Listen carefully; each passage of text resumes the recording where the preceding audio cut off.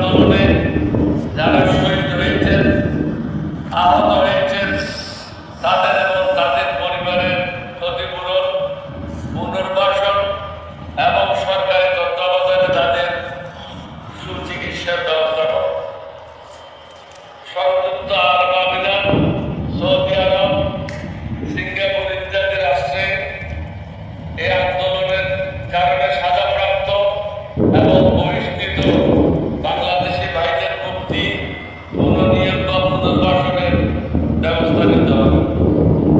2009 সাল থেকে যারা উপযুক্ত প্রমাণাদি ছাড়াই রাজনৈতিক প্রতিহিংসার শিকার হয়েছে, তাদের বিরুদ্ধে সকল মিথ্যা মামলা তুলে নিতে হবে এবং যারা গ্রেপ্তার ও বন্দী হয়েছে তাদের অবিলম্বে মুক্তির ব্যবস্থা করতে হবে। প্রাক্তন সংসদ সদস্য ইলিয়াস আলী সহ সরকার মন্ত্রী অবস্থ নিহত এবং গুম করা ব্যক্তিদের তালিকা তৈরি করে বিচার নিশ্চিত করতে হবে এবং এর জন্য প্রয়োজনে স্বতন্ত্র তদন্ত কমিশন গঠন করতে হবে। 1996 সালের পর থেকে মুক্তিযুদ্ধ তালিকায় যে অবৈধ ও অযৌক্তিক সংযোজন করা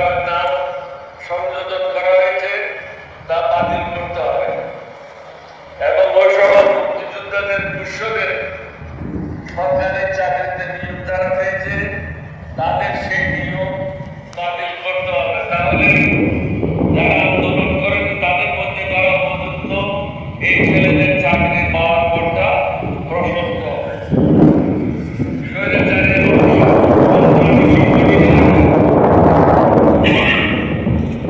আওয়ামী লীগের নিবন্ধন বাতিল এবং নিষিদ্ধ করতে হবে।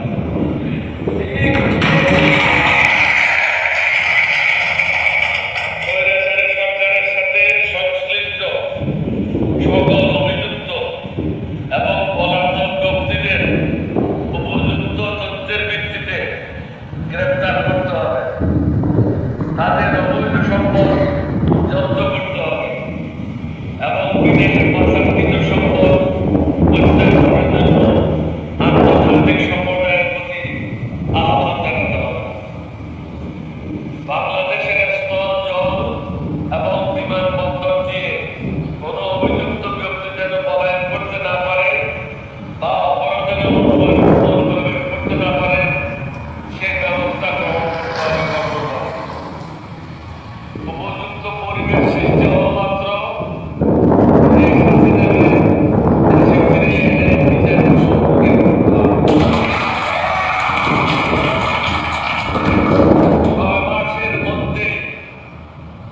জাতীয় সংসদ নির্বাচন অনুষ্ঠানের জন্য একটি স্পষ্ট সময়সূচি নির্ধারণ করতে হবে।